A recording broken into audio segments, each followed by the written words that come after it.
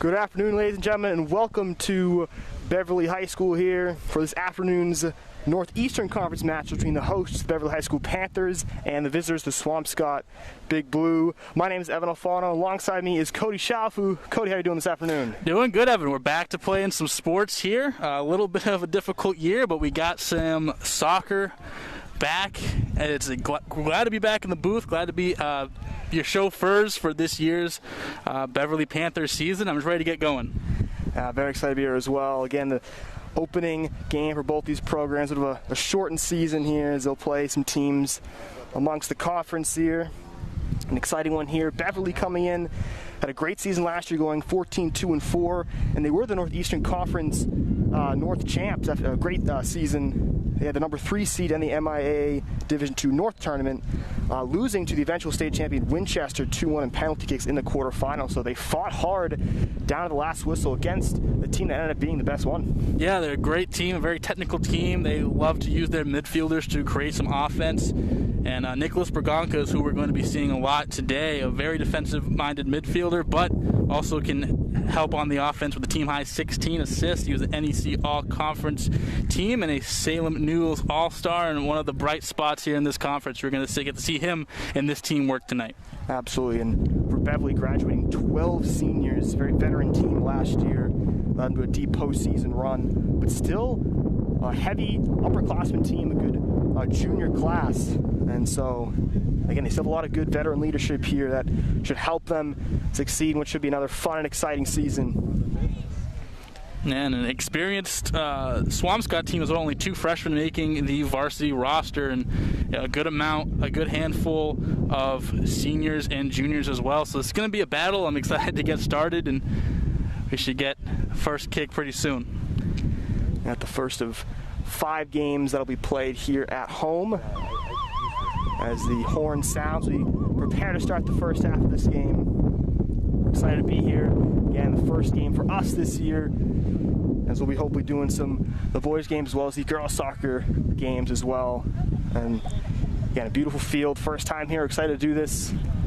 We've come over from Endicott College. We've called some games over there, so again, we're very excited to get going this year with these 2 programs. Yeah, we said a dose of normalcy, not only for the players, but the fans as well, and the parents as well, getting to see everyone kind of get back in the swing of things. Obviously, you're going to see the masks are going to be worn by both sides tonight,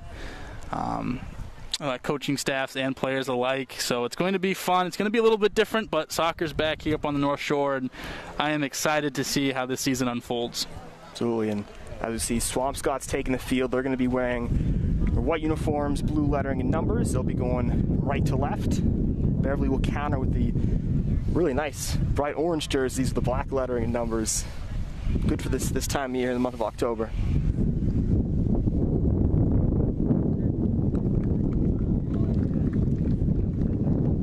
It's Fernando Barranco, a senior forward for Swampscott with the yellow captain's band. You see him up front here, the striker. Jason Alcone, another captain here for the Swampscott team. On the other side, the captains to watch for are Carson Breen, Justin Butters, and Marshall Lee for the Panthers. And this will be exciting. Again, this is a start of the season. Both teams could see some nerves in the early going, as both teams just try to kind of figure things out. Nicholas Gribbins will be between the pipes for Beverly. Standing over the ball for Beverly to get us going is number 5, Andrew Schweizer. And everyone wearing a face covering here for the entirety of this game, as are we here at the booth. And we're underway as the season gets going. Beverly starting with some play. That's Mercier. Good work here to switch the field.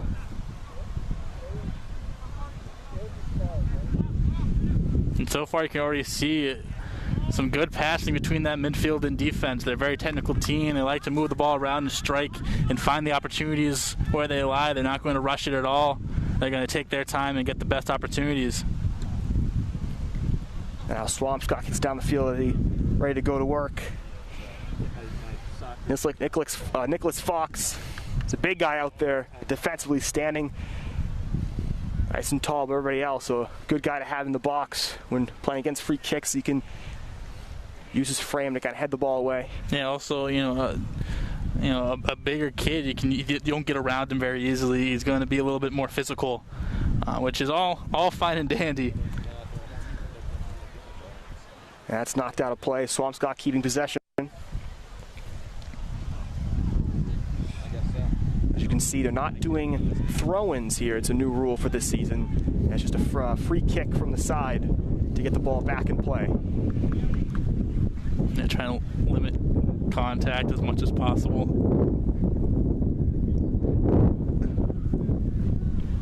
Definitely something took me a second the first time. I wasn't going on. Thought I missed a foul, but no, just that's how the ball sent in. We have to adjust too. It's a new season for us as well.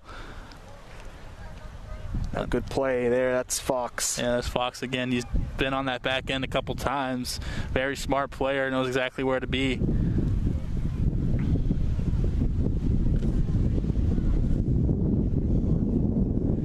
that's sent in. An attempt there. Now it's loose and eventually kicked away.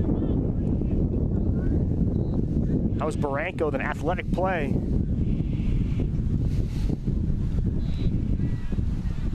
Swampscott allowed an early ball to get on in their goal, but now they're controlling some play in their attacking end.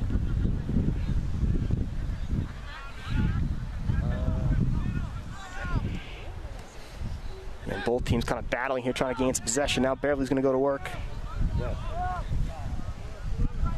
That's Braganca. Got some speed. Braganca still with possession now, and that's just tipped away. That's a nice play, though. Nicholas Braganca just keeping possession, taking himself, and he's going to draw a corner kick to force the game for Beverly. Yeah, it's a good opportunity to strike first if you're Beverly. Try to find something in the middle and see what you want to do with it. And if you notice here, there's some soccer balls on the outside, on the sidelines, that they're going to be swapping in and out every time a ball. It's kind of how they do in lacrosse. So that's an interesting thing they're doing as well. Obviously try to keep the balls clean, try to limit contact as much as possible. Now ball sent low, but no problem there for the keeper. He'll quickly throw that out. Almost a dangerous pass there. Now again, a shot on goal, and that's saved. Beverly, the couple chances here. Now almost a takeaway. For Schweizer, almost a bit of miscommunication before it's knocked away. Now it's Greenfield now.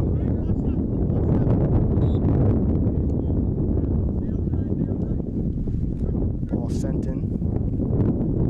Jason Ocone, also the captain's armband. Now it's a lefty shot low, and that gets through everybody. And actually got to play. That's Henry Mercier.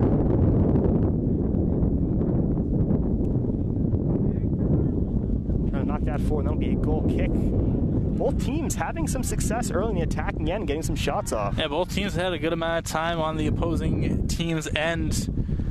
So far, Beverly been a little bit more aggressive, as in getting balls on net. Swampscott gets it down to about the 10-yard line, and then that's when the defense, Beverly really kicks in. But Beverly so far has been in control, but Swampscott hasn't been dead either. Braganca again going to work. Nice defensive play there.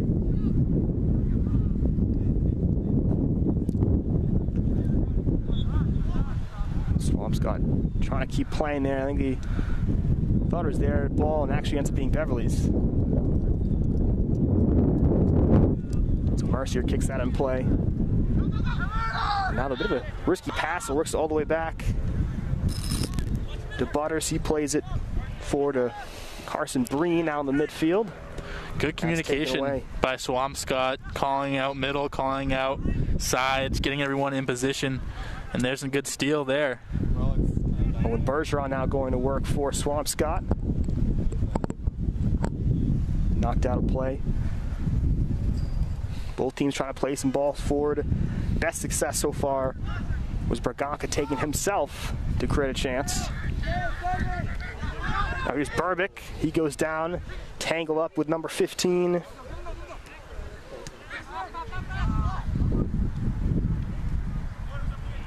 Yeah, no call there.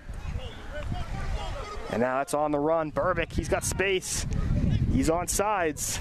Now crosses towards the middle, a little back heel. And I believe, yep, hand is raised, going to be offsides. But a nice little flick on there. And a good effort there for Beverly. Yeah, we talked about the passing of Beverly in the beginning. Just 1-2 passes, and you're right there, ready to score.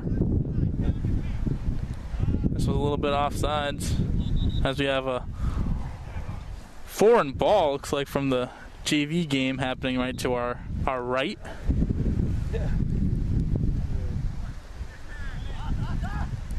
Now it's sent forwards. Burbick turns it back.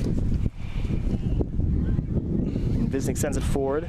Now Berganca one-on-one with Jake Sweeney. Low ball sent in by Breen. Again, Beverly keeping possession right now.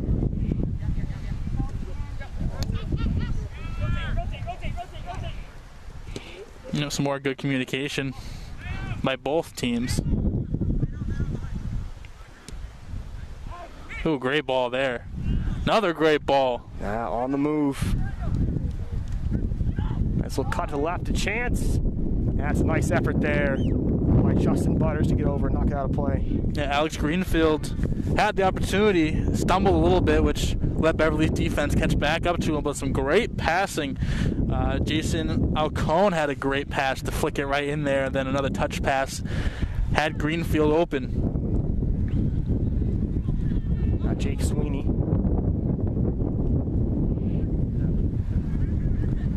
Back goes, now a shot, and that's going to sail a bit to the right. Nicholas Sirota there, who took the blast for Swampscott. Had some space, decided to let it go. Yeah, I'm fine. Green light, let it fly. I mean, try to create some offense. Obviously, the last two possessions there from Swampscott had some really good scoring opportunities, but take as much as you had, especially when Beverly has been knocking on the door all game. Take a shot, take a chance, especially this early in the game. I'm fine with an aggressive play like that. Nice ball there from Butters. And here they go, Henry Mercier. Mercier takes a shot and a great diving save on the best chance for Beverly, denied. But again, some nice build-up play creates a good chance. But again, a good effort there from the goalkeeper.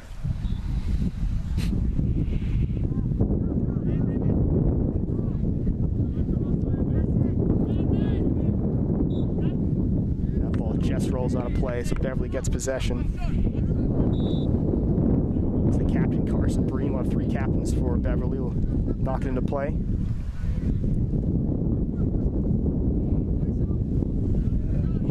Now Swampscott again looking forward for the captain, Branco, but a nice play there from Fox. He'll look to switch the field with Butters. Again, Visnick able to switch fields himself, trying to get it over to Marshall Lee, who's in the area. Just unable to do so. That one rolls out of play.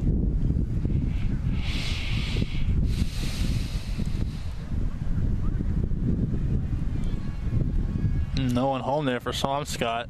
Tried to touch pass it to one of the teammates, and no one was there. Give Beverly a free possession.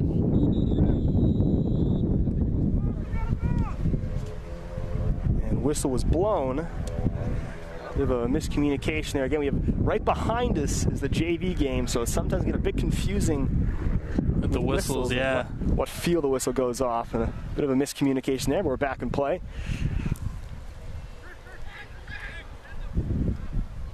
Good defensive play there from Fox and knocked that away. And that's Ian Visnick. Gets possession for the Panthers. That's sent forward. On the run is Schweizer. He's able to keep it in play right in the corner. A little cross in, and that's blocked away. Yeah, they put Schweizer in the track meet, and he was able to hunt it down and keep the possession alive. Good ball there. Carson Breen right in front of us. Pass just gets away from Butters there, but in the middle of the field now. Theo Burbick tries to play forwards to Henry Mercier, a bit too far in front. As the first substitution of the game, as subbing off is number 5, Andrew Schweizer, or he was going to. Number 17, Joseph Battistelli was trying to come in, but they're going to hold the substitution. Battistelli, the junior midfielder.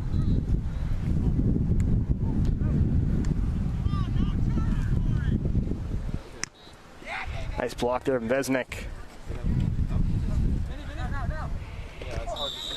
And he'll be fouled from behind.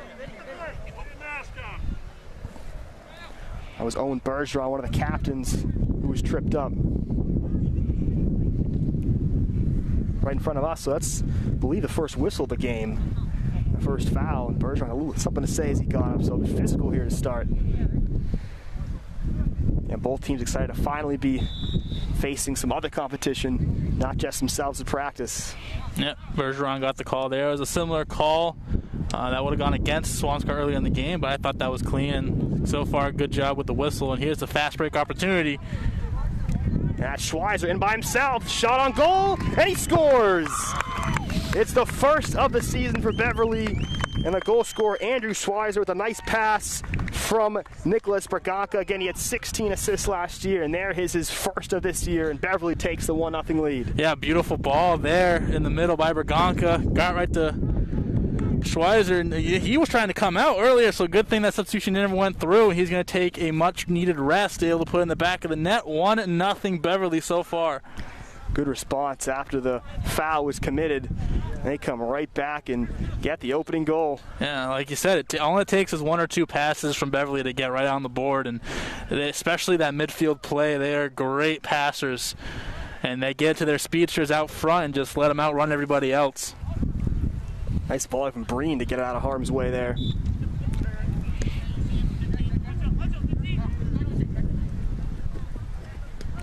Now Sweeney trying to play it back to the captain. Akko not got to play. Yeah, it's Burbick knocking it out. Good play there by Teo.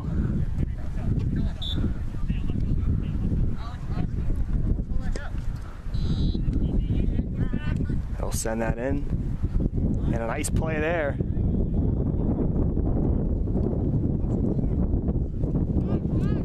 There's Akko. Battistelli on him, who just subbed in. And some fresh legs here from Beverly. That's it for Braganca now. Cuts to his right, takes a shot, a nice save, follow-up chance. That's just wide. Yeah, great job by the keeper so far. Other than that one, which he did make a good play, just he got past him, but right there, great job stopping Braganca, who tried to make it 2 points already for him. That was Battistelli, who was just checked in. Tried to get on the scoring sheet early himself on the follow-up.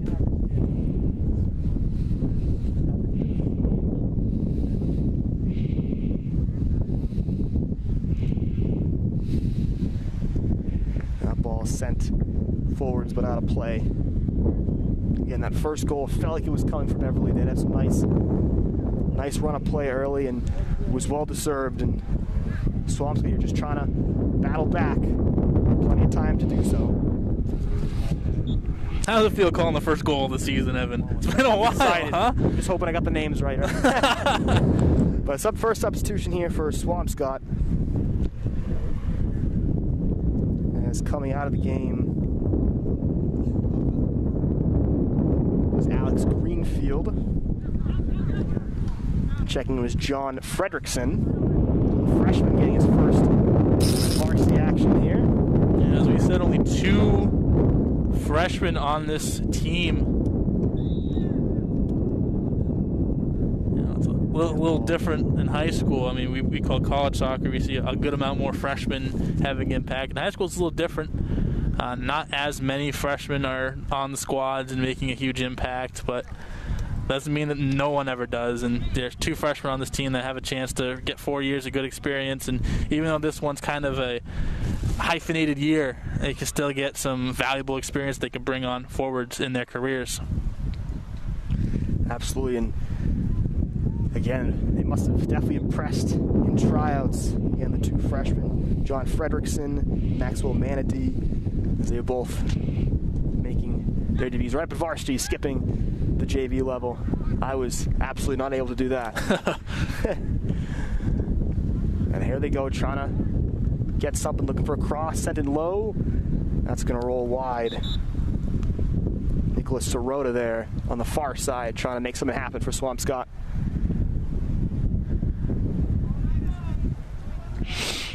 Yeah, I mean, obviously, other than the scoreboard, I think Swampscott's been playing really, really well. I mean, they had some opportunities. They've had, I believe, just one shot so far, but they've had a couple opportunities that just missed, and there was just more good defense by Beverly. They've had their foot on the gas so far, and they're just a lucky break away from tying this one up. It's Joey Dewitt subbed out for Swampscott.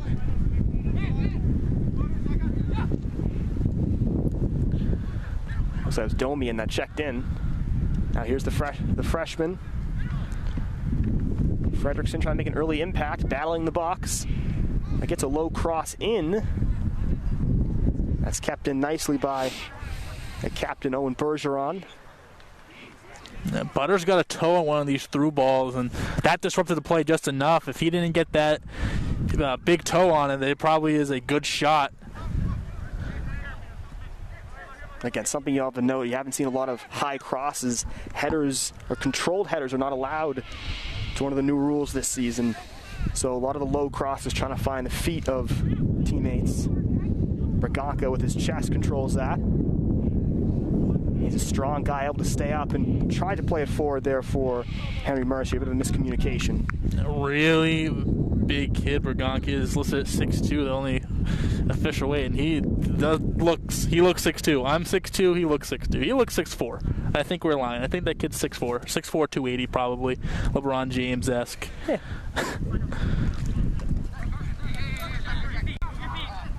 That'd be tough to play against. That's not going to play. Breen is battling there. Frederickson. Now Butters. Pass it back to Marshall Fox. Yeah, right there. I mean, Frederickson turned the ball over, but Swampscott, hey, nice try, good job, especially for a freshman, getting that encouragement for your team. They know you can play. Obviously, you're here with them. You're here with the big boys. I like the encouragement. Don't get the freshman down, especially his first game here on the varsity level. That's good sportsmanship there, and good teammate work there from the Big Blue here. The ball's offside. It was Nicholas Fox who played the ball in the back, and just offside, trying to come forward was Beverly. So a free kick now. And they're just going to work out of the back. That's blocked off of Lee. And Bergeron working to keep it in. No, great ball by Bergeron to keep that ball alive. Just flicked it right up over the defender's head. That's nice from Butters to move past a player. Bronco very active up front for Swampscott so far. And the issue of fatigue could potentially be starting to come in. Good ball forward. Now chance on goal, it's in! That's a wonderful finish for Theo Burbick, and that is number 2 for Beverly as they lead it 2-0. As I mentioned fatigue, we got another track meet. But another great pass in the midfield up ahead. You have 3 almost kind of like gunners on the special teams unit in football. Just run straight, fill your lane. They got to Theo Burbick there, and he able to put it back in. So that is 2-0 so far. Beverly ahead. So some nice goals for Beverly. Again, just playing it forward, and their strikers using their speed to just get past that last line of defense and get the one-on-one chance, and a couple of nice finishes. So I'm looking for the quick response here. In the corner, tripped up, and that looks to be a foul. And that, I believe, is Bergeron again. Owen Bergeron here went down. Second time he's hit the turf tonight and getting his team some opportunities. Now it's a nice play. The goal scorer, Burbick, got that out of harm's way quickly. Yeah, snuffed that out easy. They're going to set it up. A little pass around the perimeter. And Burbick saw that second pass where they were trying to head there and just sprinted there. That ball played forward. Almost to Cody there. Almost a nice play. Yeah, you can tell by that athletic stretch I didn't quite make varsity freshman year either, or any other years after that. So Didn't look like you're much of a goalie. I actually, watch out. Those games in gym class, I was designated goalie. The field hockey, or floor hockey leagues, I was goalie. Little Vesna Award winner, don't tell them about it.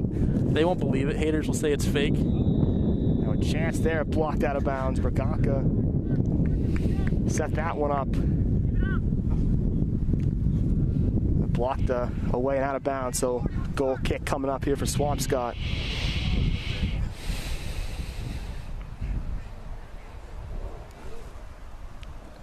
That was Marshall Lee who took the shot and blocked away. Again, both teams, you look and you see the 2-0 scoreboard, but both teams had chance that has not been dominated in Beverly's offensive favor. And the whistles will blow, and we'll have a breather here at Beverly. And a good start, the first game of the season for the Panthers. The score, Beverly High School 2, Swampscott High School 0.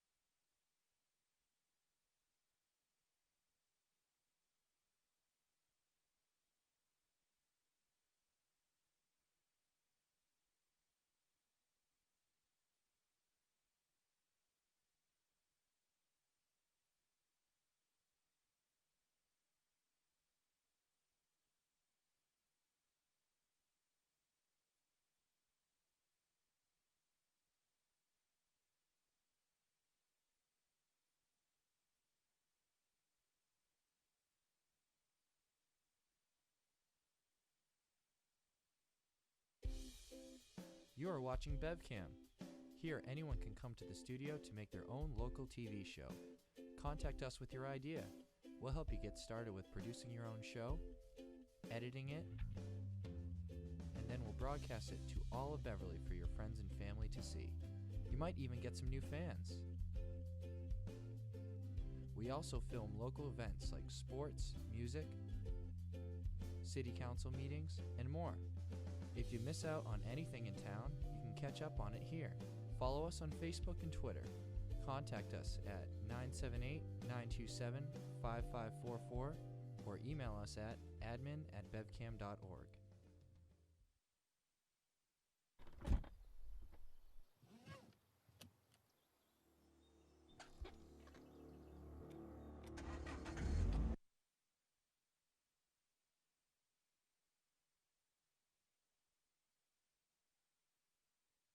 Or are they doing thirds? They're doing...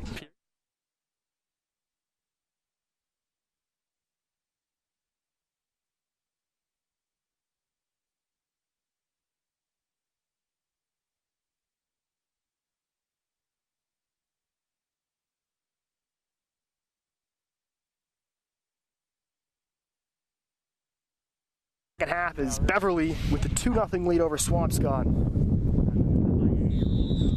That's a couple of goals early. Andrew Schweizer got on the board first, followed by Theo Burbick for the Panthers. It's back to work. This goes for Burbick and Braganca trying to run forward, just a bit offsides. He was a little bit ahead of the pack, but like you said, 2 goals in similar fashion. Just toss it downfield and let your speedsters go to work, and that's going to be the name of the game for this Beverly squad who's looking for redemption after falling into playoffs late last year. Nicholas Fox working. Get the ball forward. And they switch the fields now.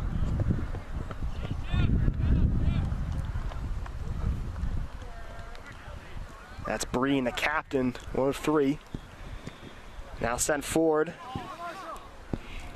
Trying to get to Marshall Lee. Tough play here. They play it back to the goal. He's able to knock that away. It's nice and composed there from Henna Domian there to get it back to his keeper. Yeah, that through ball just lost legs as it was approaching. Looked like that ball was for Marshall Lee. And it just died out, allowing Swampscott to get back into play. Now Visnick working with Braganca. Good skill on the ball, good composure Braganca has. Yeah, Burbick, he's also offsides. Yeah, Braganca, an athlete, also was part of the boys basketball team, helping them get to the championship and state final in the MIAA Division II. So just a polished athlete. We'll see him come winter time, hopefully. Good play by Visnick, defensively knocking that away from Nicholas Sirota, the senior midfielder. Here's Domian, who's going to kick it in to the captain, Akon.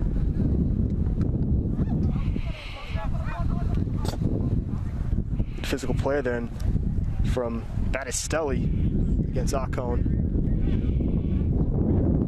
Some good possession here from Swampscott to open up second half of play.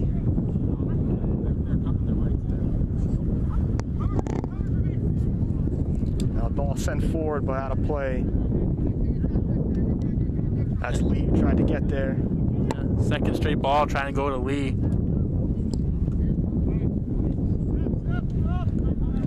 That just lost some legs, lost some life on the way over. Trying to send it forward to Braganca. Now Burbick into space. Keeper coming out. It's a diving effort. That's a nice play. Jordan Humdy, the forward there, hustling to get in, but good play from the keeper to get possession, knock out of harm's way. Yeah, that's a dangerous play. A play where you have to trust yourself 100% and you're going to make it. And great job by the keeper, who's played well all night. Now here's Lee. And whistle is blown. I believe it's a foul. That's Marshall Lee, the senior, went down. Yeah, Lloyd Pierce was also in the mix there on that play.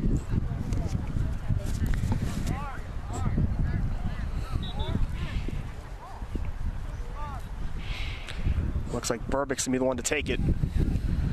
Again, for the players like Lee, the seniors, it's got to be so exciting to be able to have this opportunity to come out here and have a season. Oh, yeah, especially, we went through high school. We played sports in high school. We understand when you're done.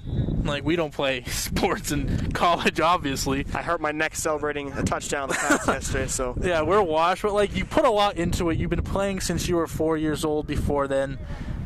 And my senior season of basketball was taken away from injury, and it hurts. It's painful. You put all this work into it, and then you go out there and you're not able to finish up. You don't have that storybook ending that everyone wants. But for these seniors and some of these juniors, and that one's just a little high. It's 3 points in another sport. And that was Burbick. Once again, some nice passing from Beverly and tried to get that off the volley there, but rifled that a bit too high. Now, back to my point, it's important to play out your career. It's important. This is important. People might say it's high school sports.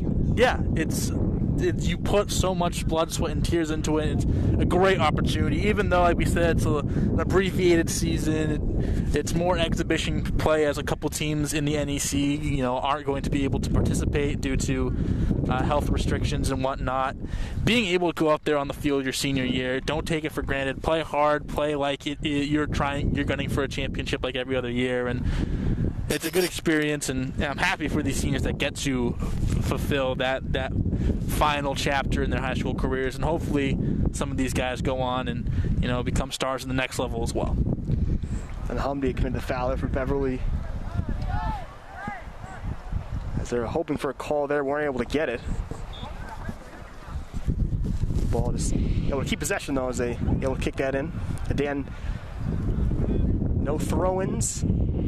this year. And now it's Burbick. A nice shot just wide. That was Braganca who set him up. As some nice play again. Nicholas Braganca working with number 8, Teo Burbick.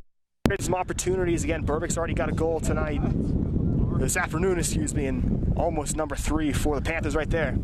Yeah, a couple substitutions. We see Max Hemsey come on in for the Panthers, but yeah, Burbick's had a couple opportunities. He scored already once, and a couple more opportunities after that. They're getting him the ball in space, and he's making some magic happen. And he almost scored a beautiful one, just a little bit high and outside. But he's going to be a force this year, and they can already tell after game 1. In the second half, it's been a lot more in the offensive end for Beverly as they keep possession now. That was Visnik. Burbick once again plays it outside. That's Henry Bell.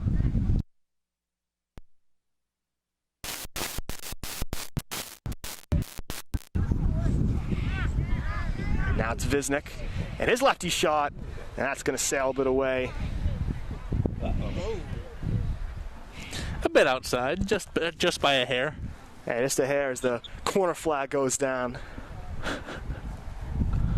But again, he had some space. Take it, take the shot. Himself. He's been passing a lot, so it's like, might as well get in the action myself. And again, the 2-goal lead, it's okay to take those shots like that. Yeah, I don't see anything wrong with it. Visnik has been all over the place. He was an honorable mention in the Salem News 2019. One of the honorable mentions in the All-Star category is Braganca made the All-Star team from Salem News as a sophomore last year, and a freshman Visnik was last year making an impact. So this year, and he's been playing all over the field, great in the mid-game defensively, setting up.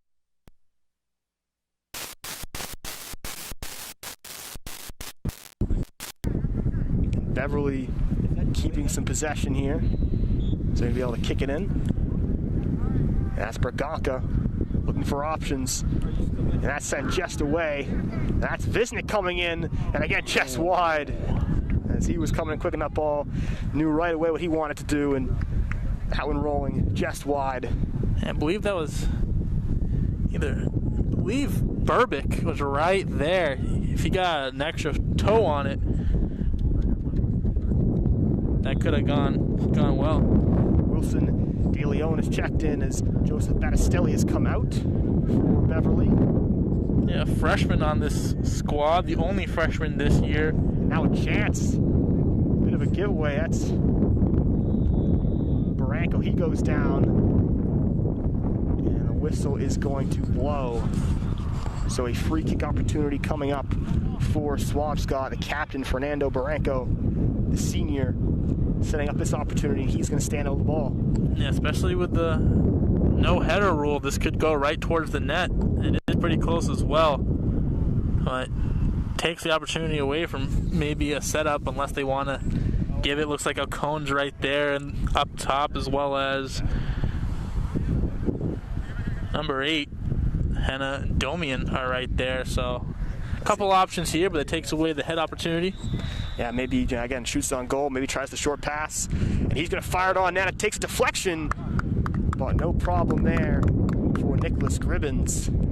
Again, the wall does its job, slows down the shot, and Gribbins makes a nice comfortable save as the ball kind of floats down to him. One can say that was a heads-up play by Braganca. You know, I like the pun, but when he can't do headers, I guess I went off the dome there, but we'll allow it. Hey, honestly, I'm surprised it took me till the second half to get my dad joke in. So. Well, it's later in the game. It usually happens. Yeah. It's later in the games. That's all right. Stick around for girls soccer. That's when things get crazy. That's right in front of us is Domian, who's going to kick this one in. That's chipped forward. And here once against Burbick. Trying to send it forward. And now a chance. And I believe the whistle's going to blow. Yeah, that's Marshall Lee right there. Another opportunity, and just gets affected last second by a defender coming in. That looks like they're going to call, I think it's a foul that's going to go against Marshall Lee, as the far sider, I think, had the corner. But the near side, a bit of a better view from it from our angle, is going to give possession to Swampscott. Just under 10 minutes left in this second half.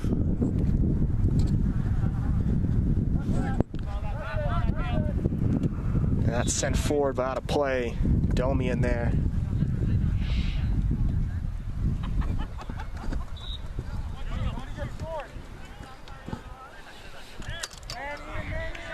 Now play now to Visnek, right in the middle of the field.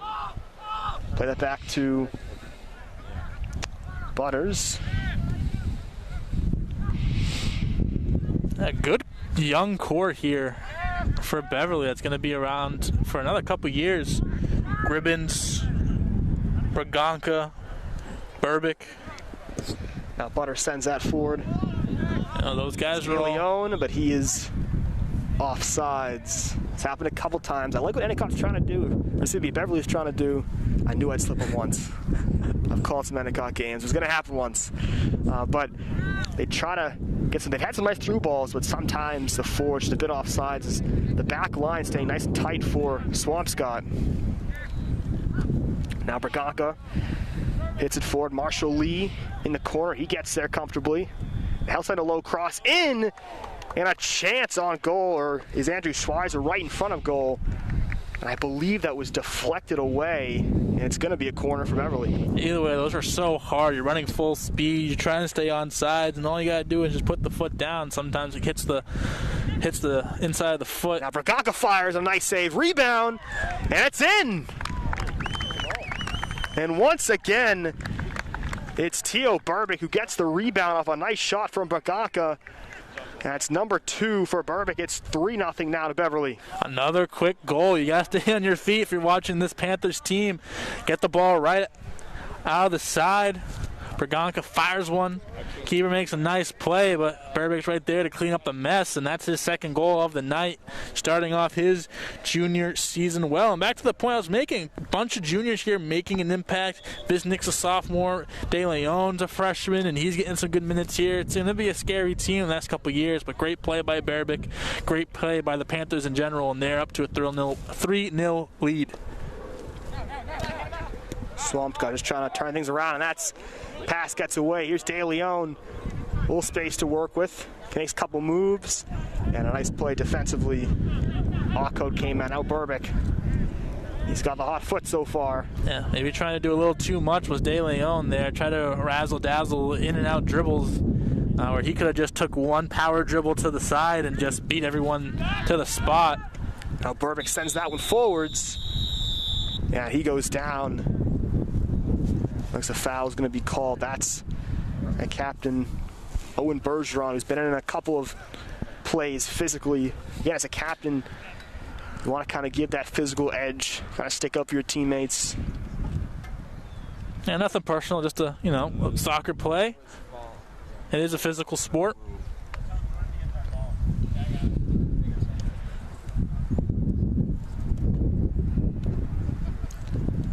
There's official over there talking to him. Visnik, Braganca now standing over the ball. I don't think it was intentional, but I think earlier in the game, the way Bergeron got up after getting fouled, kind of angrily just wanted to make sure, like, hey, calm down a bit. Let's just play a good, clean game. And again, don't think it's anything intentional. It's been a nice game so far. Just really a couple fouls here and there. Pretty clean overall. We've seen some dirty games in our past in terms of just laundry everywhere, or I guess it'd be cards when wrong football, I guess. But no, so far a pretty clean game. I think both teams are doing a great job, just playing soccer, nice, sound, tight, doing it good. So not a bunch of cards to go around.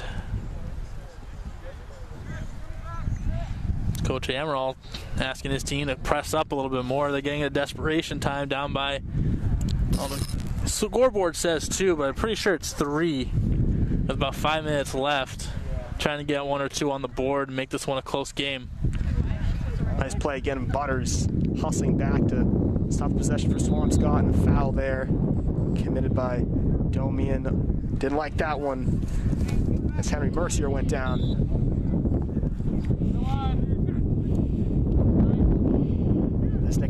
midfield now. He's kind of controlled that back line in the middle. Oh, it's a beautiful ball. Now a chance all alone. A shot and a great save. That was Schweizer, who was by himself. This keeper's played fantastic. Obviously, a couple plays that really no goalie in the state's going to make. He's made some pretty big ones, so that one's going to sail. Visnick once again saw an opportunity to put it on frame. Ball just sails a bit for him. And now looks like Teal Burbick will check out. Got a pair of goals this afternoon. William Johnstone, the junior defenseman, has checked in.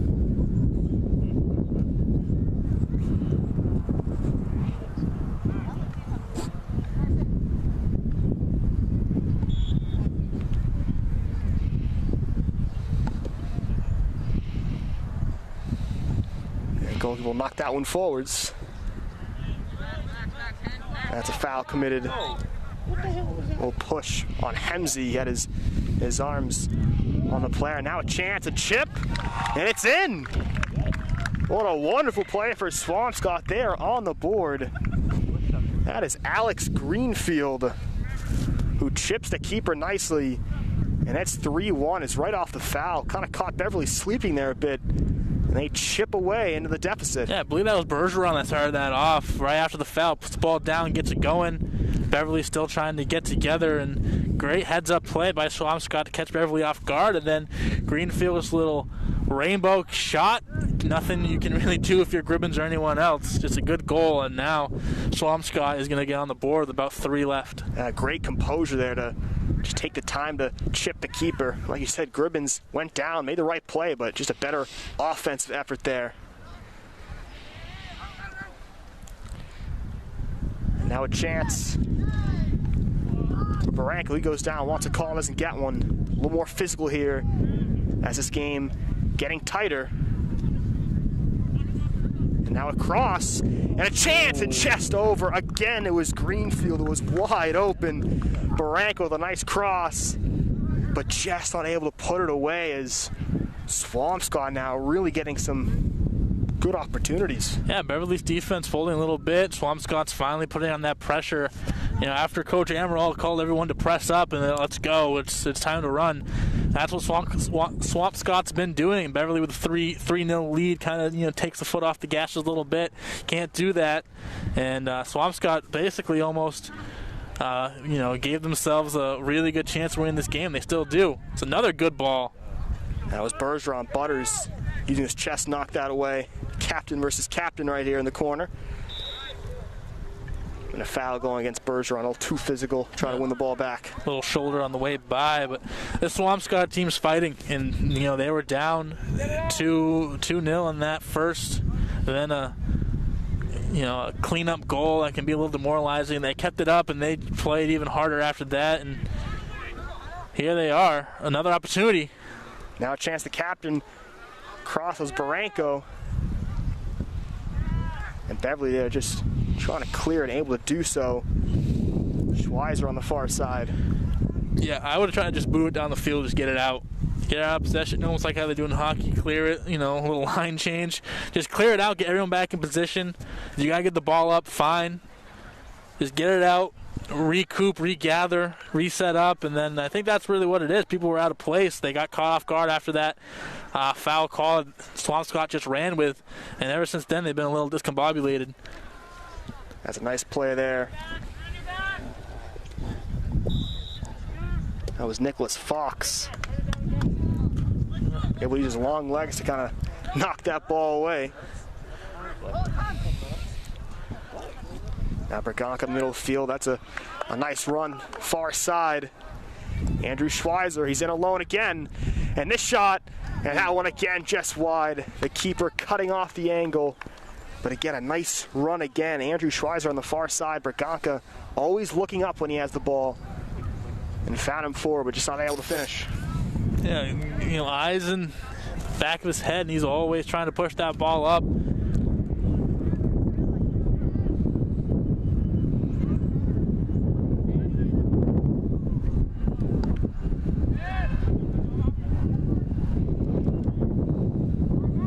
Now Mercier just trips over the ball there and goes down. As Domian kicks that one forward, nobody home. Now you hear Bergeron yelling, up, just pressing up, just going to be physical, trying to take away all passing lanes. There's Bergeron battling the corner. Nicholas Fox with possession. And they're going to call that against Swampscott. Bergeron tried to get the call to go his way. Official who had the best view in the house wouldn't go for it.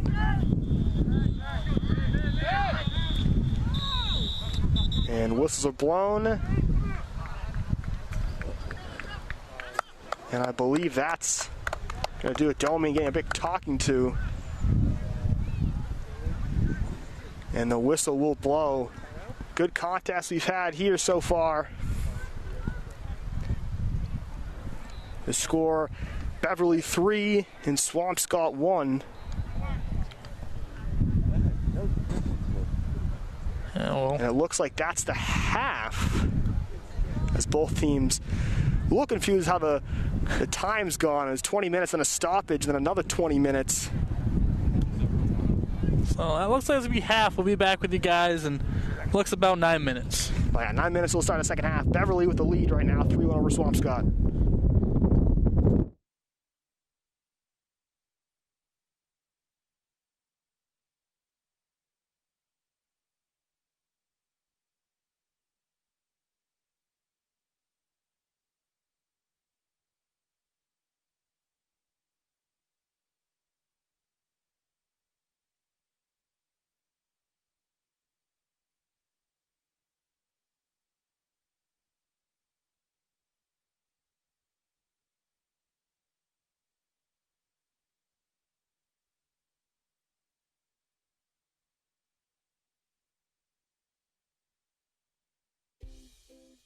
You are watching BevCam. Here, anyone can come to the studio to make their own local TV show. Contact us with your idea. We'll help you get started with producing your own show, editing it, and then we'll broadcast it to all of Beverly for your friends and family to see. You might even get some new fans. We also film local events like sports, music, city council meetings, and more. If you miss out on anything in town, you can catch up on it here. Follow us on Facebook and Twitter. Contact us at 978-927-5544 or email us at admin@bevcam.org.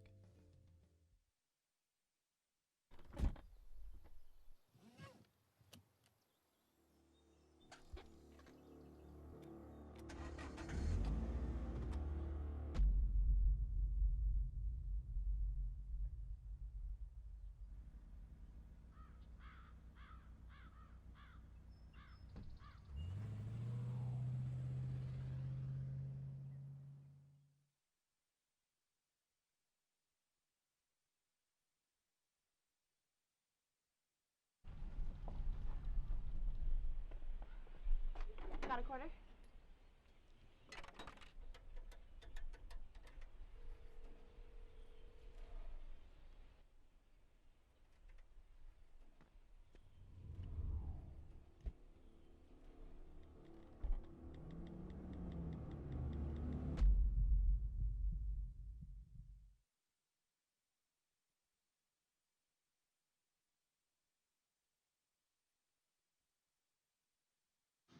Most party fouls are pretty dumb. But if you decide to drink and drive underage, you could lose your license and your freedom. Underage drinking and driving, the ultimate party foul. Everything starts out small. The things that hurt us, they all start from somewhere.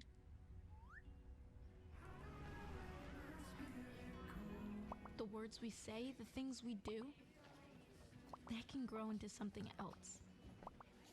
What was small and innocent can become big and sometimes scary. All it takes is one comment, one picture, one video for something to catch fire. But a big problem doesn't need a big response. Not at first. Even if we don't know what to say, the eye emoji can be that first step we take. Let's all pledge to take that first small step together and change the world in a big way. I'm a witness, and so are you.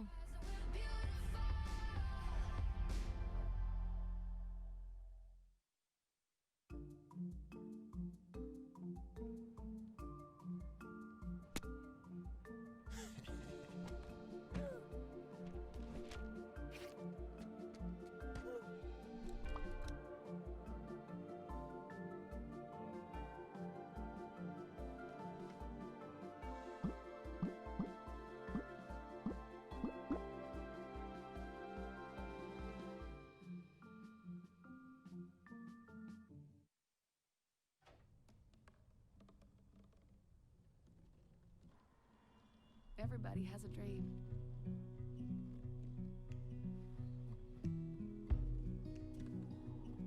Mine was to see the ocean. And with a little help, I made it.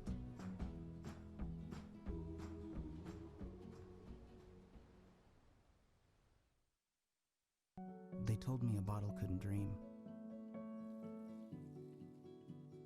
That I would never become a superhero.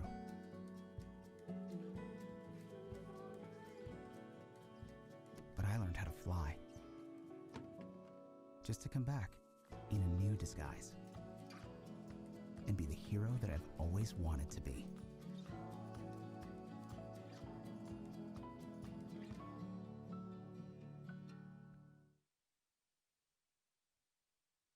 Listen. All it took was someone who would insist that I just try.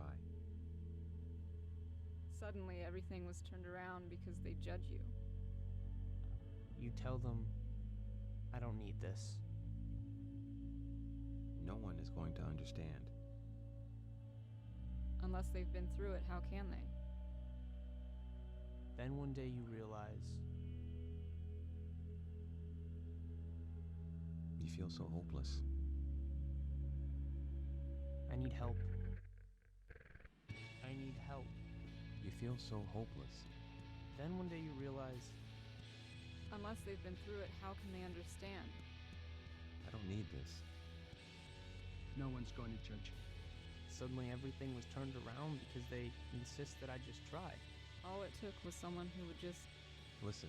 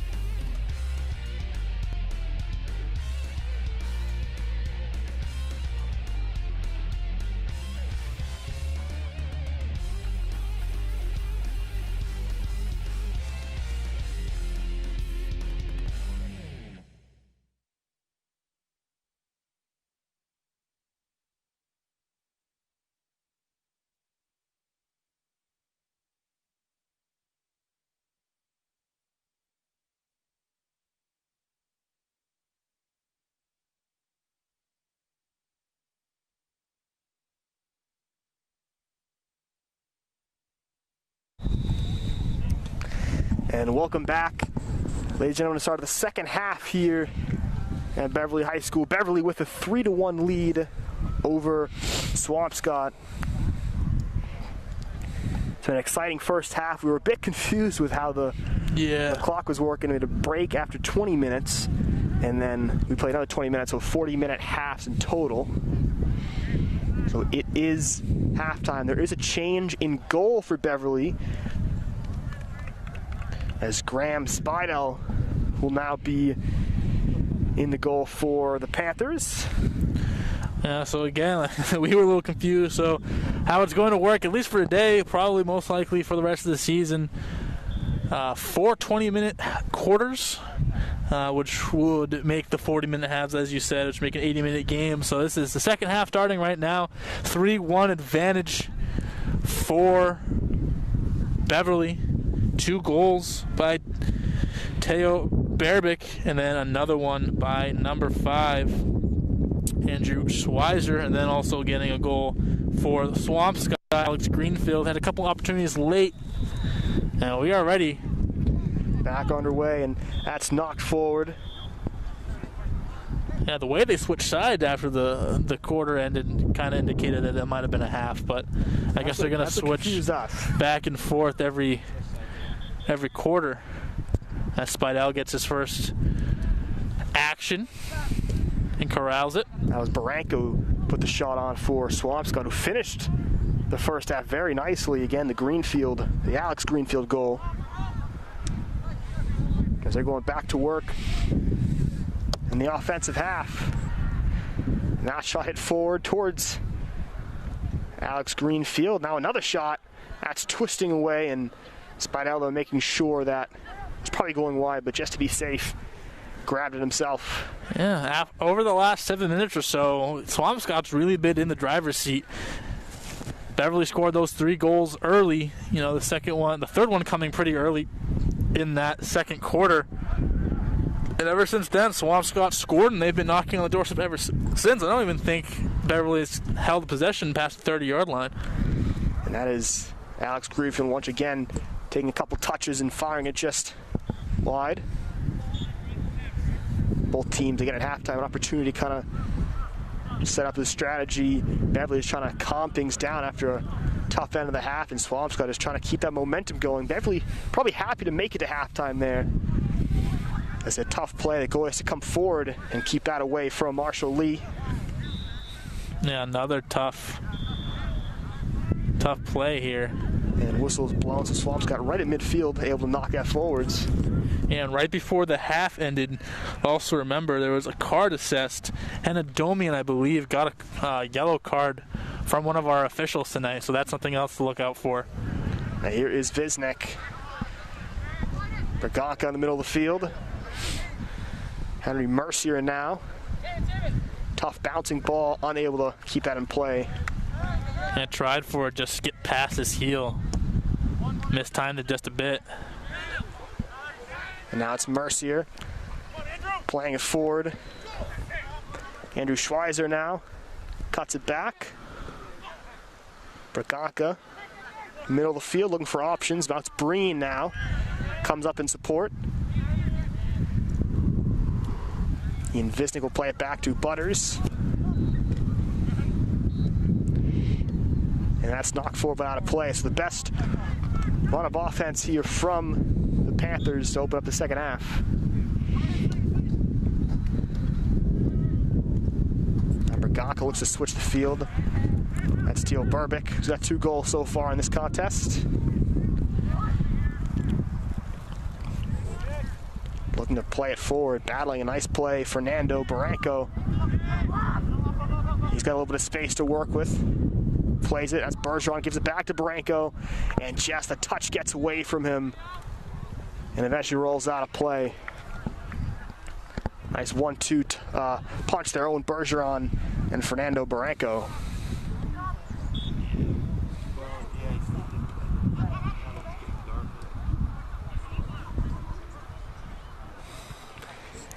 And a nice ball there. Marshall Lee looking for Henry Mercier, and he'll track that down. And he sends that towards the middle. Schweizer, but the whistle had blown.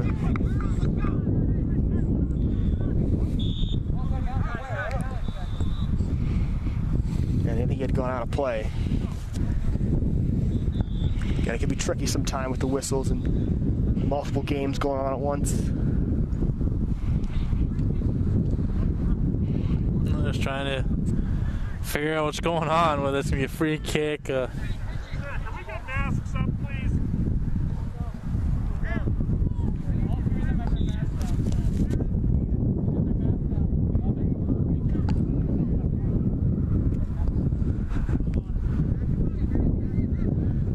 Middle of the field now, Visnick. That's Mercier, it's knocked away. Good try there by Visnick, just missed it. Nicholas Sirota had possession there, and the whistle was blown for Swampscott.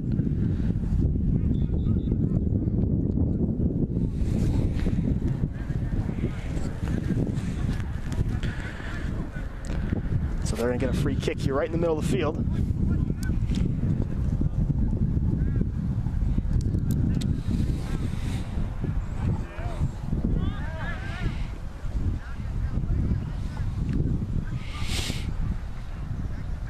Now Beverly back to work here. Looking to send that ball in and able to almost keep possession. That's knocked away. So Beverly getting some more attacking zone play here. About 15 minutes left in this third quarter. 3-1 Beverly. Again, Burbick got 2. The last 2 goals for Beverly. And then you also have number 5, Andrew Schweizer scoring. And then for Swampscott, Alex Greenfield scoring there right before the half was over.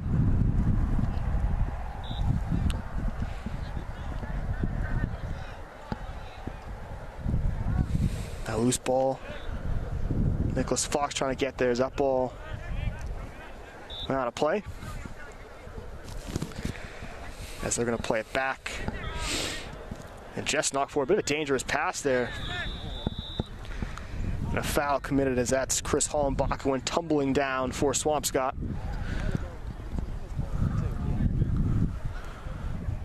One thing, both of our first times here at Beverly High School at a beautiful athletic complex.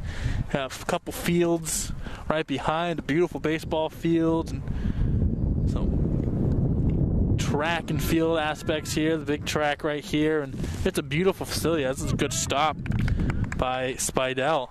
Yeah, it's a tricky ball, bouncing kind of right in front of him, able to kind of figure out where that bounce would go and make the appropriate dive there to get down and get the ball, but a good effort there from Hollenbach from distance.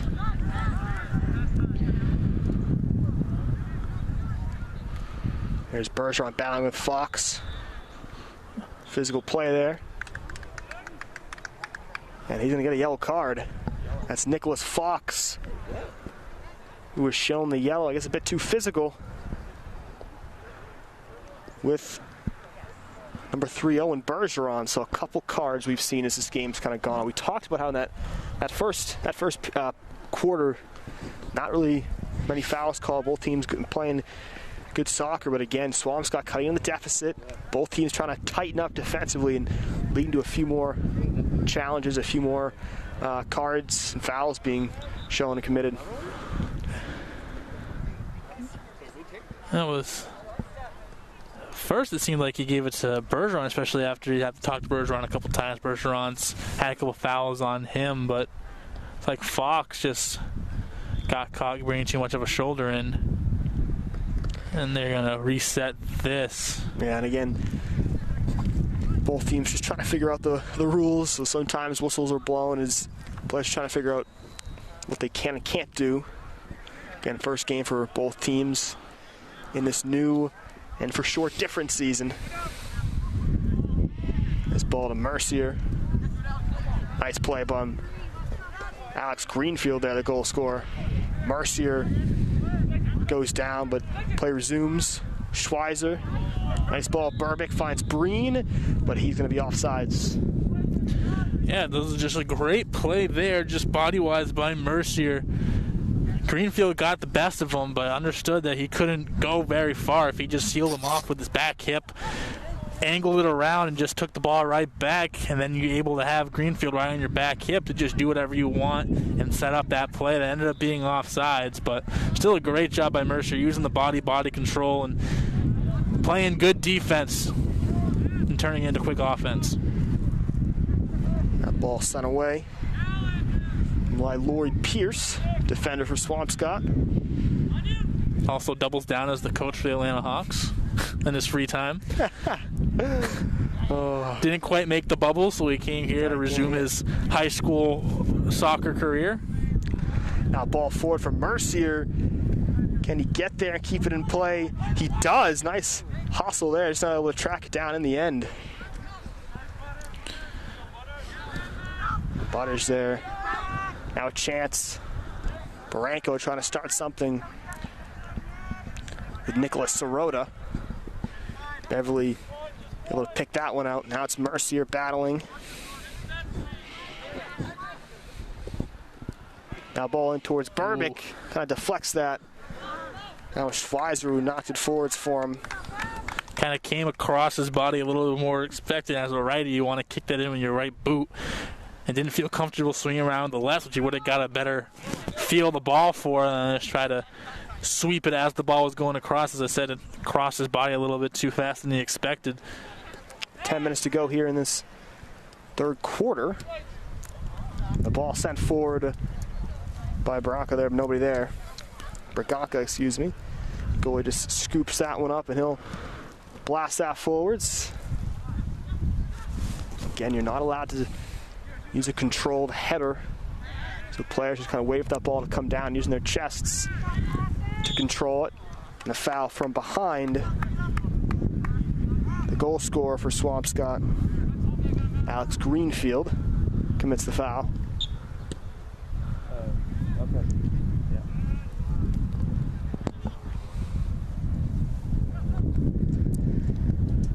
And that's deflected away, and that's knocked safely away by Joey Dew, and it's going to be a corner kick now for Beverly. Braganca once again just creating opportunities offensively. And every broadcaster's natural enemy, the sun, rearing its ugly head. It's 3-1 Beverly still with 8:45 left to play in this third quarter, which is a little weird saying when we're watching a soccer game. At least we figured it out. Yeah, we did figure it out. It took a little bit. And the low ball sent in. That's deflected out of play. Tate Greenfield making sure that was out of harm's way.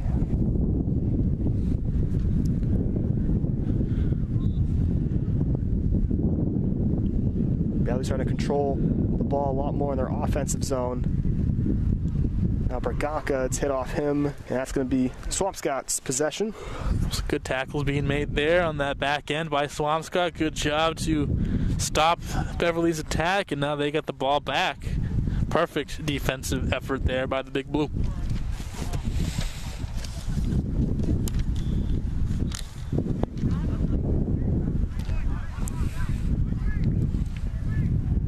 Now taken away. There's Braganca now.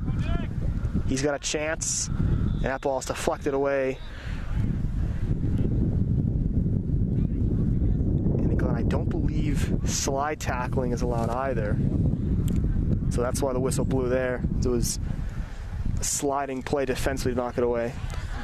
And you're allowed to poke and try to jostle the ball away, but no slide tackling. So yeah, it's the first game, so yeah, conference players, broadcasters alike trying to figure out it's like Joey different Dew. rules. Joey Dew is getting the talking to. It's now a dangerous spot here for Beverly. I'd watch out for Breen on that back side. No one's covering him. If I believe that's Braganca, can just get it across. As finally Greenfield goes to check. So Braganca's over it. And a low ball sent in, nobody there. And Greenfield knocks that up. Visnick gets it back, his low shot, and that's going to trail wide. Good effort though from distance by Ian Visnick. Yeah, great play by Visnick there. Is, get the ball ball on net. Try to make the goalie make a play, and he has all night.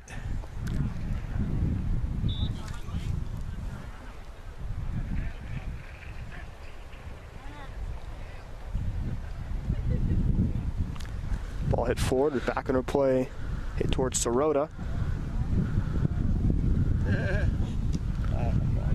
Now Burbick tried there, Visnick keeps it the offensive half, bringing the captain.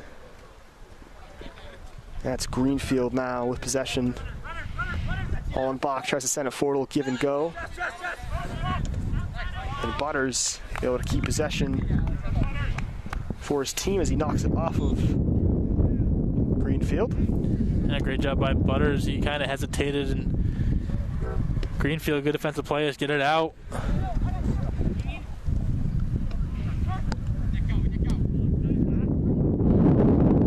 Ball sent forwards. A nice defensive play there. And that one going wide, that was your initial chance, Nicholas. You got a Conti there. Teo Berbick. That was the one that shot it. But again, we've seen the ball constantly here. Beverly's offensive half of the field to start here in the second half. Just what they wanted after Swampscott really controlled the final few minutes of that first half. They did. Yeah, no, exactly. And they did. Yeah, they were able to get a good grasp on what Beverly was doing defensively and exploited that towards the end. And they've been on the, like I said, they've been in control ever since. There's about 4.5 left until the fourth starts. Berganca with the takeaway now. Back and forth we go. Some good defending from Swampscott. Kind of a bend it but don't break type play here in the second half.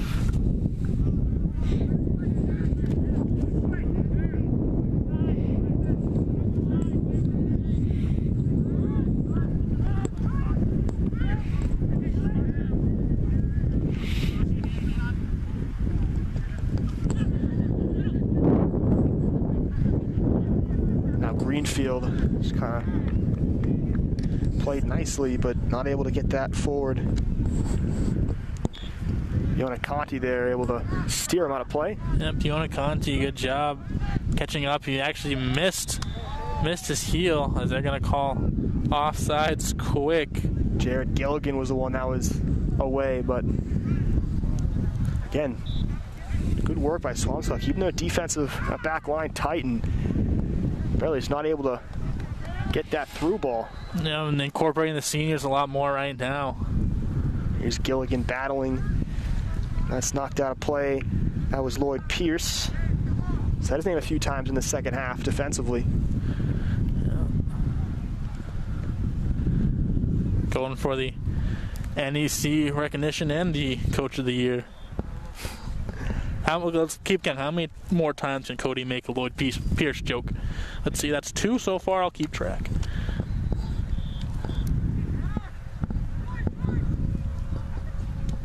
Greenfield has played well really in both halves of the field. Alex Greenfield.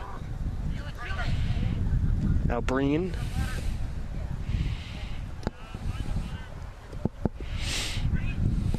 Justin Butters now possession. Kind of chips that forward for Fiona Conti. And gets a cross in. Again, defended well by Justin Sweeney. And deflected, and that's Burbick now. Again, back and forth. Beverly had a lot of possession, but in the second half of this third quarter, but nothing yet to show for it. Oh, that was a push. Number 15, Chris Hollenbach. As Visnick had the ball, Visnick had the ball right in the middle of the field, trying to make a move, and a forearm shiver from Hollenbach gives Beverly the ball back. Let's see if they can get anything going. They haven't really put together as many offensive opportunities as they did in that first quarter. Really was where most of their dominance came from, and the script has completely flipped for the Panthers to see if they can regain that fighting spirit in the beginning. Yeah, Swampscott again early in the season, so both teams kind of get some nerves, and it was Swampscott that a bit more nervous there in that first quarter. But they were able to kind of settle down in that second quarter, get that late goal. Trying to build that momentum, but Beverly kind of swallowed that up and take the momentum themselves here in this third quarter. We wound down to final moments here of this third quarter. Hollenbach battling, and that's a foul. Schweizer ended up jumping over Hollenbach, who had fallen down. Yeah, a little bit more physical, which is all fine and dandy, but gotta keep it clean. Jake Sweeney now gonna knock it forwards. And they're gonna ask Biona Conti to step back a bit, please. Gotta give some space to the person that's kicking the ball back into play. Yeah. Especially with a throw-in roll out.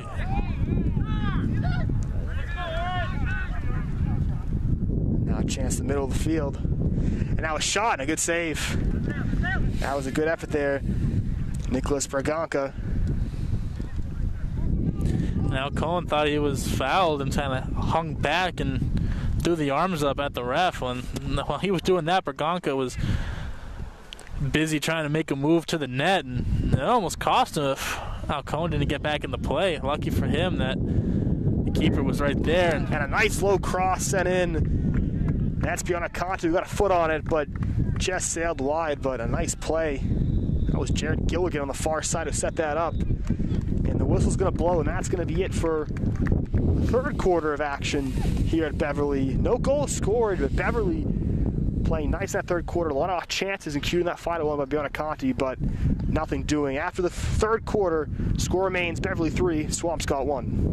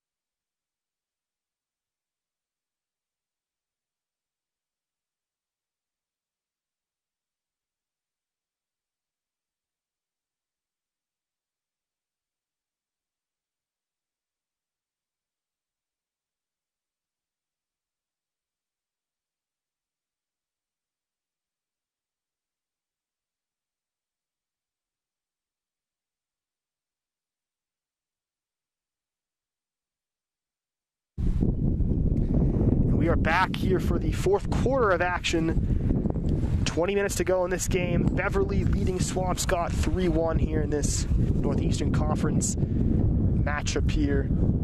MIAA Division 2. Cody Schaffler to my left. I'm Evan Alfano. It's been a great contest so far, Cody. And Beverly with that lead, they played well in that third quarter, but Swampscott played better to end the first half. So what can Beverly do to make sure that doesn't happen here in the second half? Yeah, Beverly played to their strength, which is moving the ball around the midfield and attacking down the field with your speedsters running their lanes straight down towards net.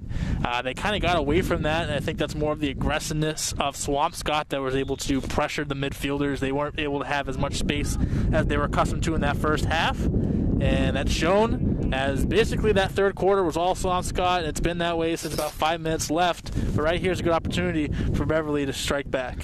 It's Taylor Burbick, his shot, and a diving save there is deflected and eventually knocked out of play. Burbick going for the hat trick. That was Tate Greenfield who got in there and saved his keepers behind there. But right there, Teo Berbick, he's been outstanding. He had 2 goals so far, and he almost made it a third, had a couple opportunities for a couple more. He's really been the offensive star. And a shot.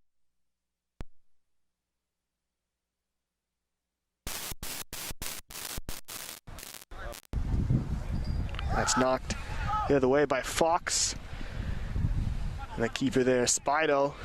Again, we saw Nicholas Gribbins in the first half, and now in the second half, Graham Spido trying to keep the lead for Beverly.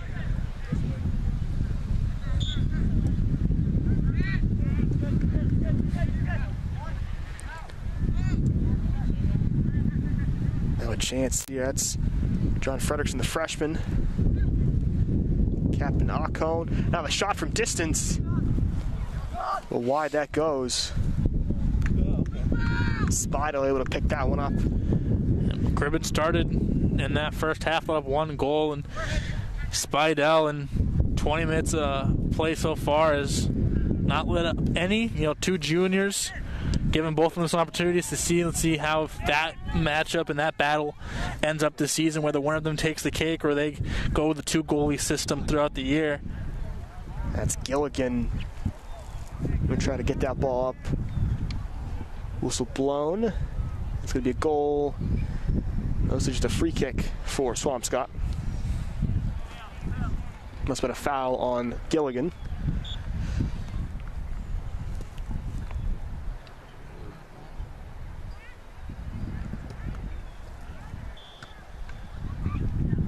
That played forward. Braganca now. Again, strong both his right and left foot.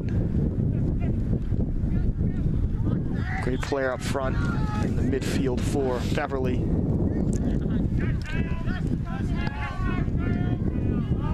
Tail Burbick trying to knock that forwards. But no one there to make the run. But again, Beverly, just we saw in the third quarter, pushing forward, trying to get 1 or 2 more to really give themselves some good cushion here in this fourth quarter. Ian Visnick in the middle of the field. Tail Burbick working with Nicholas Braganca. Let's better switch the field over there.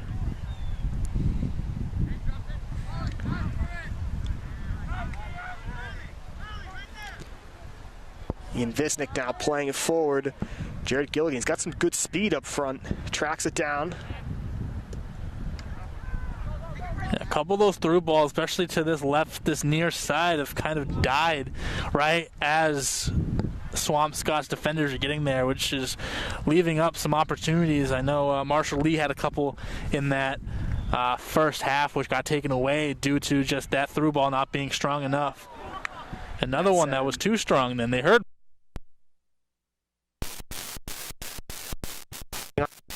Tends to move quicker than if it's just regular grass, and so sometimes these through balls, again, you're not able to use your head, so a lot of lower crosses, just trying to get used to how much pace to put on the ball to get it to your teammate's foot to the back of the net. Some substitutions, and that just comes early season. You're still trying to gauge everyone out, especially with what I would assume to be a shortened preseason and a shortened camp and a shortened practice period. And I don't know exactly all the regulations that Beverly and the NEC has been taking in terms of that preseason, but those are the things that could hurt you in the beginning of the year, but shouldn't be an issue. Your teammate, getting to know your teammates, getting to know how they play, what spots they normally in, and what situations. Those are things you learn throughout the season. That just comes with repetition. And so far, all of these kids on the field right now, whether it be Swampscott or Beverly, really hasn't had the opportunity to really develop. Now a chance. Good save from the keeper. It was offsides anyways. A couple subs. Nicholas Bionaconti has come out as well as Jared Gilligan. We're seeing Ethan Charisse, who had the shot on goal there. He's checked in. Caden Lippy, number 13, also in for Beverly.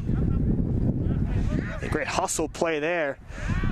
And now a chance. Low shot. Nice save. That was Andrew Schweizer. Great hustle to get the steal, and then a nice save. Yeah, a little awkward going down when the keeper kind of went to a knee, almost like he was fielding a ground ball, which we make reference to that multiple times, and then kind of just rolled up over his leg, but he seems to be fine. But battle in midfield, one by Nicholas Fox. Now played forward towards Charisse, but that was a bouncing ball, so a tough ball to control and end up out of play. Yeah, and as you mentioned, coming into this period, the Beverlys really got their mojo back, as they say, they got their swagger back. They're doing the things that they do well, and that is meaning that they're winning this quarter 5 minutes in. They still have 15 minutes or so to play, and that's when Swampscott can come back. It's only a 2-goal deficit. Anything is really possible, but Beverly's playing a lot more like that first period, Beverly. Now Schweizer again, low shot, and that just rolls wide of the far post. Once again, Andrew Schweizer, he's been all over the field in this fourth quarter for the Panthers, but just not able to get the finishing touch. Yeah, plenty of shots, against this goalkeeper from Swampscott, who's been doing a fantastic job. And that one, another goal kick. And that one just wide left. Midfield now is Ian Visnick. John Butters plays it wide. Justin Butters, excuse me. Played forward. Butters once again. It's kind of a shoulder to it there. A little back heel. That's a nice play. Towards Carson Breen. The possession will be won by Swampscott in the end. And substitution now, it's Andrew Schweizer who will check out. Marshall Lee. Yeah, Marshall Lee.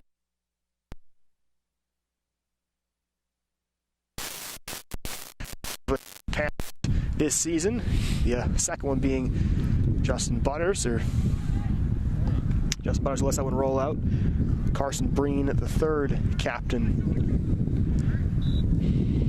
All three seniors who are focal leaders on this team and focal points of this team's game plan, but a good amount, as we mentioned, a lot of juniors making significant impacts. You have Nicholas Fox, both goalies, Nicholas Gribbins and Graham Spidel.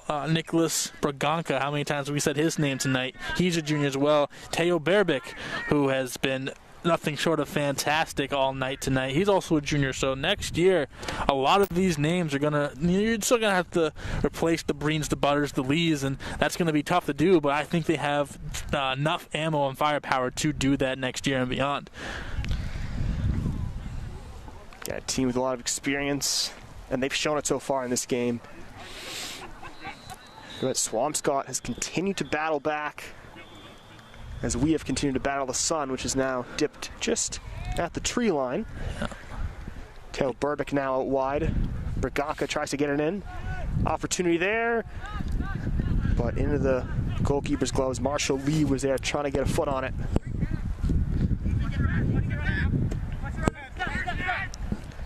That's sent forward for Bergeron by Hanadomian. Now Berbick in the middle of the field.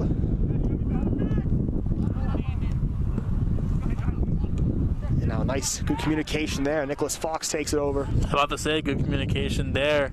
Visnick's like, all right, you got it, because sometimes you get up that no man's land where two defenders running after the ball, then they just wait for the other one to take control. Then you see an offensive player scoop in and grab it. Now you beat everybody and you have a fast break. So good communication there by Visnick to let Nick Fox, who had the play there, almost like an outfielder calling off a middle infielder. I got it. I'm coming down to the ball. You're coming towards the ball.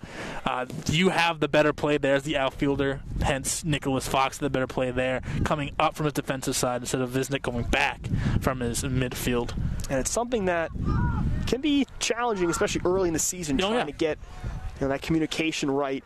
But Beverly's done a good job of that so far. That's impressive. Again, a team with a lot of juniors, so they've played together for a while now, and it showed early on. Yeah, like I said, these are some little things that are going to happen for both teams, all these teams who are playing this year. Like I said, knowing your teammates, understanding where they're going to be, communication is a big part of that. And it does help that these guys have been playing together for the last few years. They've won together. They have a good culture established here. They've all experienced it. They've all been, really vital pieces to last year's team that went 14-2-4.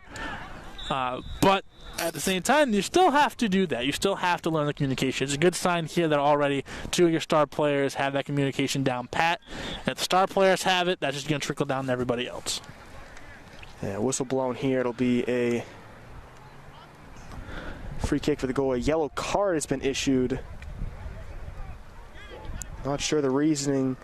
Yeah, that's going to be Caden Lippy. He was in front of the goal with the goalie trying to block the ball. I'm not sure if that was what caused, but again, number 13, Caden Lippy, the junior midfielder, he subbed off. He has picked up a yellow card.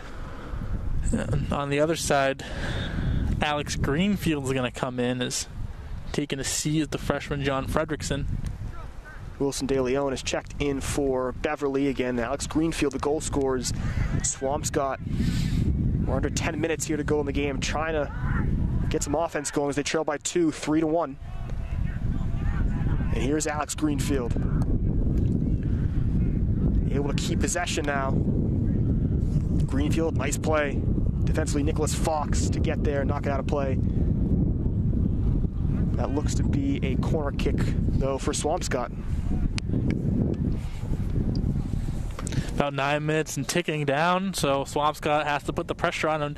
Remember, when they did that with about 5 minutes left in the first half, that's when they got their opportunities. That's when they got the score from Greenfield. Greenfield almost scored again not too long after that, and that's when they played their best soccer. Those last 5 minutes when they put the pressure on the midfielders of Beverly, and also bleeding into that third period where they played pretty well and I would say dominated that period as well. So if they play aggressive and they play up and they play physical, that's when they get these opportunities, and here they go. They're playing it fast. Now here's Bergeron, his shot, and that sails high through the uprights. But again, another opportunity there for Swampscott to start with Lloyd Pierce in the midfield. He found Fernando Barranco, who then found Bergeron, but not able to convert. But some good build-up play from the midfield up to the wing there for the Big Blue. And Bergeron's been everywhere. He's been a very important part. He's been a physical presence that Swampscott has ensued. Got a little chippy, got talked to a couple times, but so far he's been one of their best players. Tail Burbick goes down. Foul was on Domian.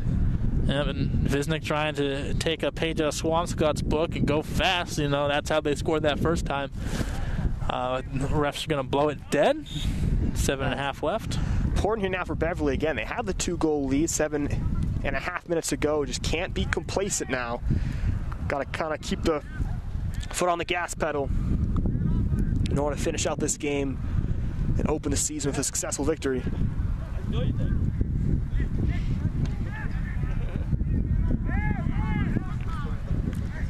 Now an opportunity here for Swampscott. Colin Masucci there in the middle of the field. Working Greenfield. Nice defensive play there from Justin Butters. But Alex Greenfield back to work he goes. He's been tricky up there. But again, Beverly just too strong. Defensively, whistles blown. And they'll quickly get back to work. Again, both teams, they like to work quickly off free kicks. They just put the ball down and go right to work. And again, that's how Swampscott got the first goal. Kind of caught Beverly napping. Yeah, especially good experienced teams, they know to get ready right up. I take it kind of how, they run a full court press in basketball a lot of the time, especially in, I coach basketball and the middle school levels. If we run a press, every time they make a basket, the team just wants to naturally run back down court, which gives the team. But if you're right there and you're ready and you go, that shows a veteran team, that shows an experienced team, that shows a disciplined team that, all right, we have to press up, let's get right into it. So that's a great sign there that everyone is kind of on the same page at the same time. And down is Colin Masucci. He might have been kicked. Bergeron giving some words of encouragement.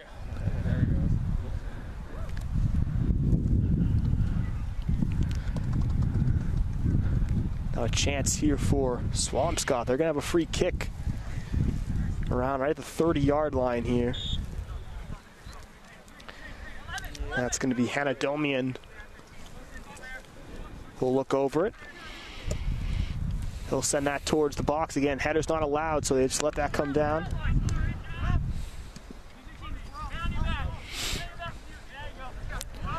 Yeah, good. Ball sent forward. More good communication. I believe it was Visnick who was yelling up ahead to his forwards, man on your back, you got help, things like that. Another good sign. The communication, like we said, that's key to any sport, and Visnick's doing a great job as a sophomore, no less. Carson Breen there at the shot from distance going wide. Again, we're now under 5 minutes to go here in this fourth quarter. Beverly with a 3-1 lead over Swampscott here, the season opener for Beverly. De Leon, nice play at the chest to knock that down.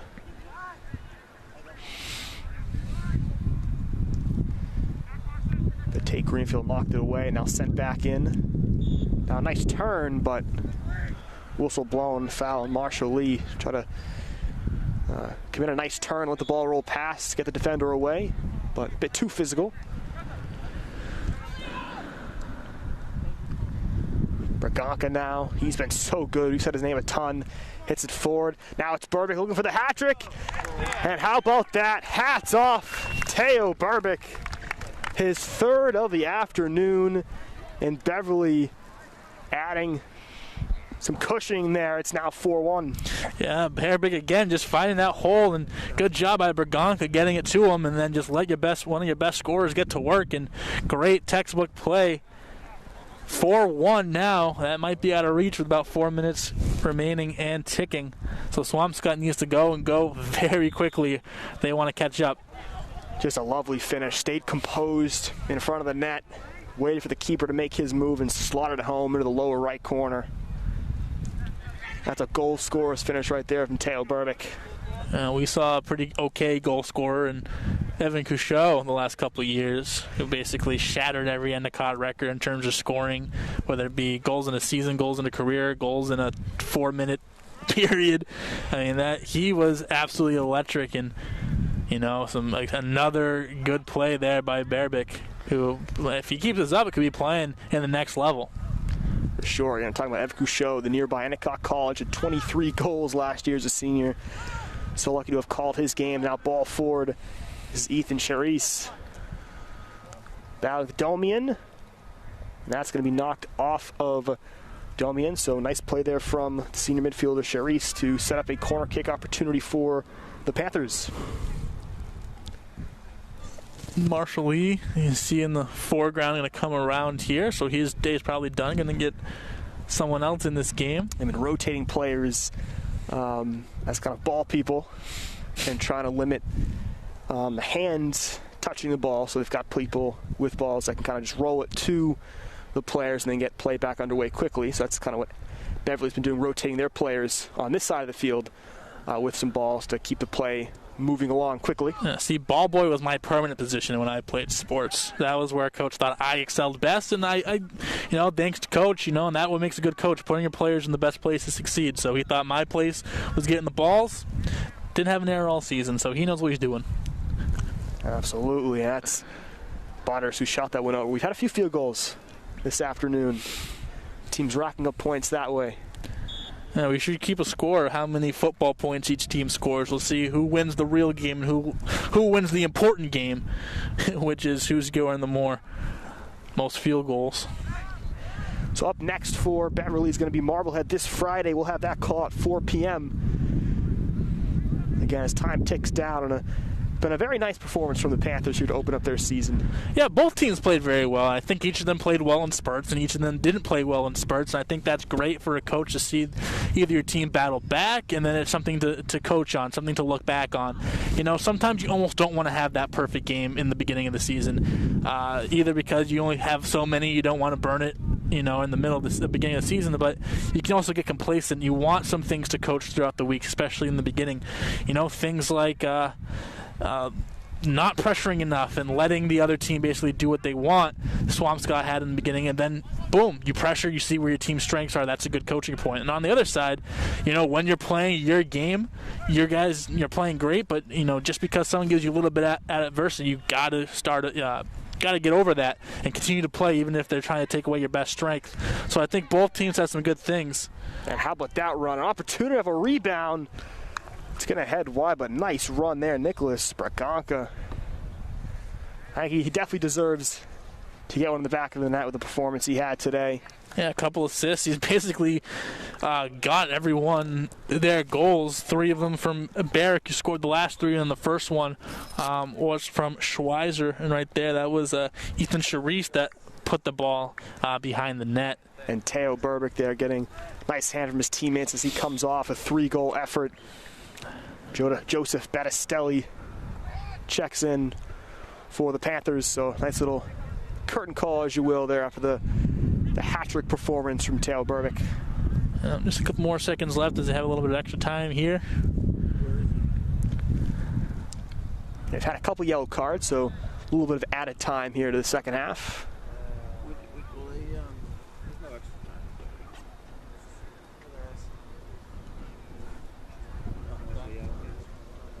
Braganca knocks that forward, no home out of play. And that is going to be the final whistle here at Beverly High School. A nice performance for the Panthers. They come out with a 4-1 victory, getting a hat trick from Teo Berbick.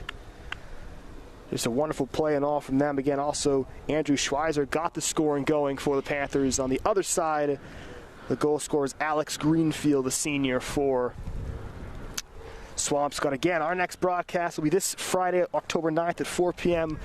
as Marblehead High School will come into town. We'll have the call for Cody Schauf, my name is Evan Alfano. Been a great performance here this afternoon from Beverly. The final score, Beverly High School Panthers 4 and Swampscott Big Blue 1.